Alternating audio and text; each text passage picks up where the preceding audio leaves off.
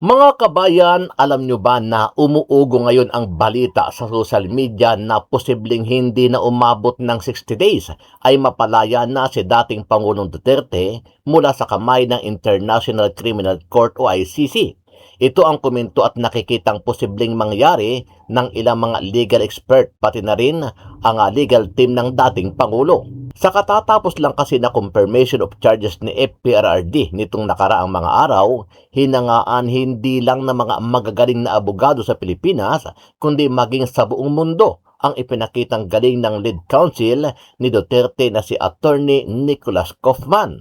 When I argued that there has been interference in his case at the highest level, relying not on documentation that I have invented, but on documentation given to me by the prosecution as exonerating, they say I'm making a political speech and that my defense lacks substance. And when I devote more time than the prosecution and the victims together to legal arguments and challenging the evidence, they say I'm nitpicking. Well, fortunately, we have this honourable bench which appreciates the presumption of innocence and the need to examine the evidence thoroughly in order to examine whether the prosecution has proved its case to the required standard. We are fortunate in that we have this honourable bench to review the various arguments dispassionately and professionally.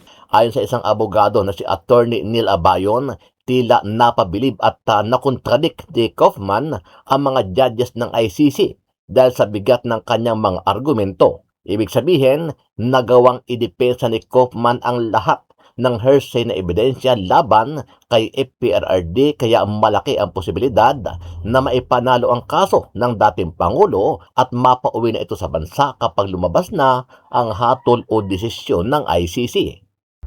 So una pong mabigat na sinabi ni Attorney Kaufman doon is out of all the speeches na sinubmit ng prosecution na ginagamit nila as evidence against FPRRD, isa lang doon yung inakala pala ng prosecution daw which directly, kung saan po directly daw nagbigay si FPRRD ng command na magpapaya ng individual. Pero after daw po ni-review yun ni Attorney Kaufman, hindi naman daw talaga ganun yung naging context nung transcript nung interview ng witness na yun. Kasi yung witness po na yun is also part of the prosecution witness dito. Yun yung binabanggit na P00 ganyan po ni Attorney Kaufman. And then yung last lang po na gusto ko lang din i-discuss sa inyong lahat is kung sabihin po natin mag-proceed to siya to trial, ay pwede pa rin naman po yun ma-dismiss kung dun sa early stages ng trial ay mukhang klaro na nakulang talaga yung ebidensya. But of course, the defense will need to file the appropriate pleading for that para magkaroon ng earlier dismissal at hindi na mag full-blown trial talaga. Ano ang masasabi mo dito kabayan?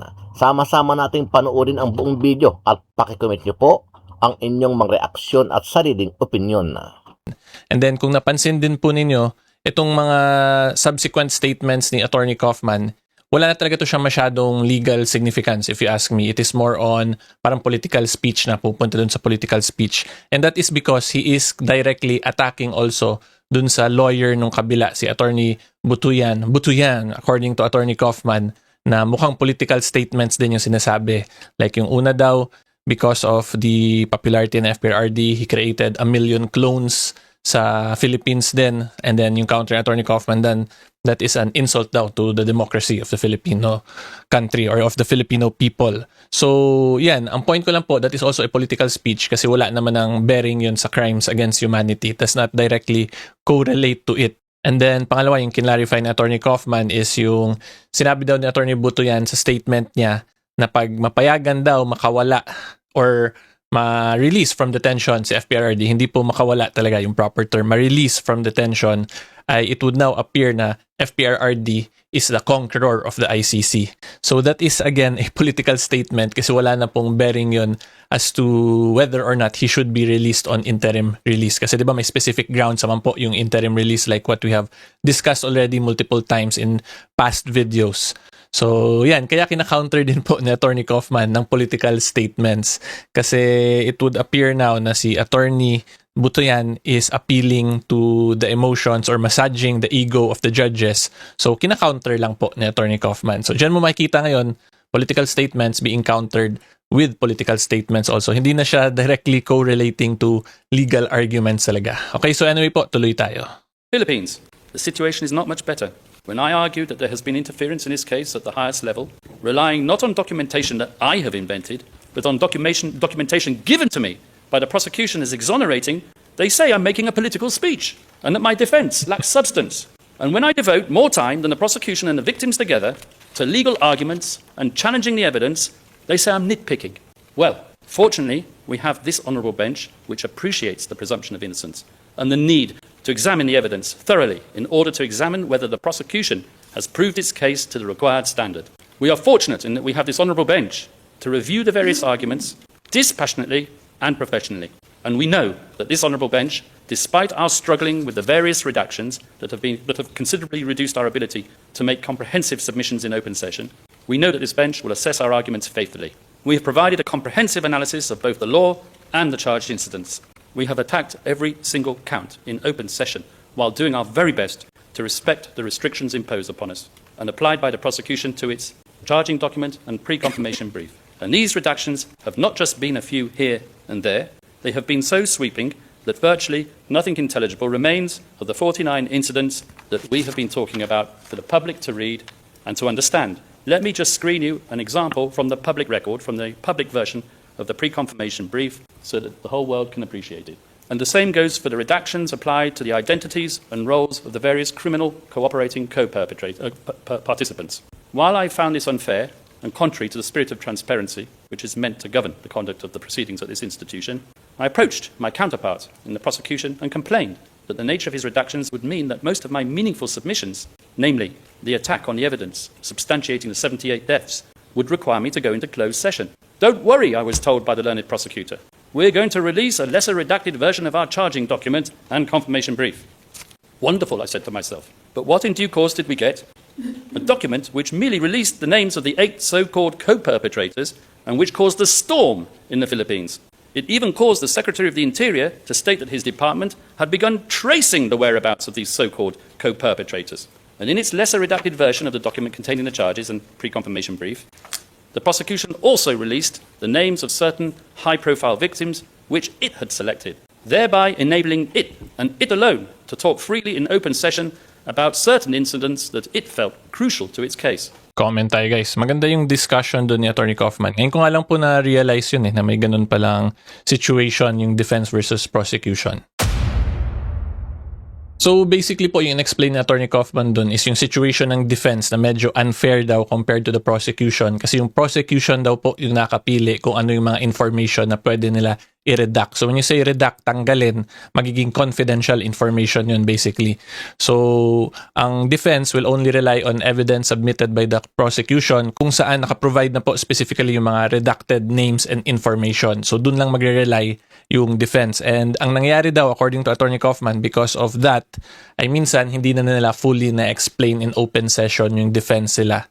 Whereas yung prosecution daw po kasi since sila yung may control ano yung i-redact na information, pwede nila ngayon ipalabas yung certain information para mas ma-explain nila yung side nila at mas mapaganda yung legal position nila.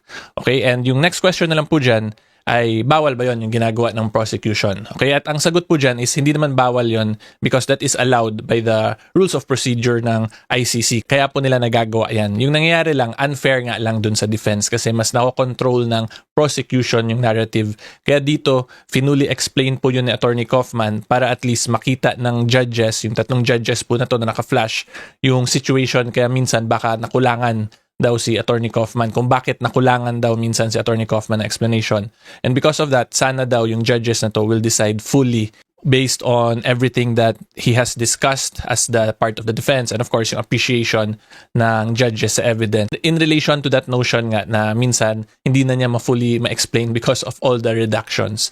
So yan lang po, pag titingnan natin para siyang unfair pero unfortunately if the rules of procedure of the ICC allows it, the legal po yan, yung ganong strategy. Okay, so anyway po, tuloy tayo. So yung una pong magandang ma-take note po ninyong lahat, my fellow taong bayan, is from this date, 27 February 2026, 60 days po from that date ay maglalabas na ng decision yung pre-trial chamber whether or not by substantial grounds ba para mag-continue to trial itong kaso ni FP RRD. Okay, so yung ako po personally interested ako dito is whether or not nasusunod ba talaga yung 60 days na timeline na yan na naka-provide sa rules nila. Kasi dito po sa atin, hindi naman po sa sinisiraan ko yung judiciary natin or yung DOJ, may nakalagay din naman pong timelines like sa preliminary investigation, 60 days, and then in trial court, 60 to 90 days dapat maglabas ng decision from submission from the date na sinubmit for decision na yung case. Pero in reality, hindi po yun nasusunod talaga. Even in our labor cases, dapat 60 days din from submission, may decision na, pero umaabot yan 6 months, 8 months, even a year to render the decision. So doon lang ako curious kung nasusunod ba yung mga timelines na pinoprovide dito sa Rome Statute and sa Rules of Procedure ng ICC, yung 60 days na timeline po. Okay, and then yung pangalawa po na maganda rin na maintindihan nyo talaga dito is, although pinadaanan to in Attorney Kaufman, i-explain ko lang po further, is yung required talaga is whether or not meron bang substantial grounds. So yun yung evidentiary requirement po, substantial grounds. Okay? Dito po sa atin, when we say substantial evidence po kasi, it means hindi talaga yan ganun ka bigat yung ebidensya. Pero if you look at it in the point of view of a reasonable person after reviewing the evidence, ay makaka-come up ka po ng conclusion as to the issue na gusto ninyo sagutin. Diba? So yung issue dito is whether or not mag-continue ba sila sa trial. So ang kailangan lang tingnan ng judges dito ay, yun nga, in the eyes and ears is that whether or not after review of a reasonable person, ang maging conclusion nila ay mukhang may ginawa ngang krimen sa FPRRD, and to be able to fully verify that issue kung whether or not guilty talaga or not guilty sa FPRRD, ay dapat mag-continue tayo sa trial. So medyo mababa po talaga siya, yan yung reality. And then yung next pa po na maganda rin ma-take note natin dito is in ICC proceedings kasi hindi din sila ganun ka-strict sa rules on evidence admissibility katulad dito sa atin. So yun po yung isa pang kakaiba rin kasi baka dito sa atin hearsay pero dun sa ICC pala ay admissible yun for them. Hindi ko lang din po masabi personally kung tingin ko bang magtutuloy to o hindi kasi iba rin po talaga yung rules of procedure ng ICC from sa atin dito. Sa atin kasi very strict tayo on admissibility. Although ngayon medyo nirelax na po yun, yung mga photocopies are treated as originals unless there is a genuine issue as to its genuineness. Pero anyway, hindi ko na po yun i-discuss further kasi baka maguluhan pa kayo. Yung point ko lang po, sa atin stricto, sa ICC hindi masyado. So baka ma-reach pa rin yung substantial ground threshold. And then lahat ng sinabi ni Attorney Kaufman na hearsay, baka isipin ng judges, dun na lang yun i-clarify lahat sa trial. Okay, so yan po. And then yung isa pa po na gusto ko lang din i-discuss dito is possible po, sabihin na lang po natin for discussion purposes, kung magtuloy talaga to trial, edi klaro may substantial grounds to continue for trial. Okay? Pero it does not mean na there is sufficient evidence to establish guilt beyond reasonable doubt. Kasi yun po, mas mataas na talaga yun compared to the substantial grounds requirement to continue into trial. And then yung last lang po na gusto ko lang din i-discuss sa inyong lahat is kung sabihin po natin mag-proceed to siya to trial, ay pwede pa rin naman po yun ma-dismiss kung dun sa early stages ng trial ay mukhang klaro na nakulang talaga yung ebidensya. But of course, the defense will need to file the appropriate pleading for that para magkaroon ng earlier dismissal at hindi na mag-full-blown trial talaga. Okay, so yan lang po ang masasabi ko as to this issue and I think this is going to be the last confirmation of charges hearing video po natin kasi ito naman na po yung last session nila.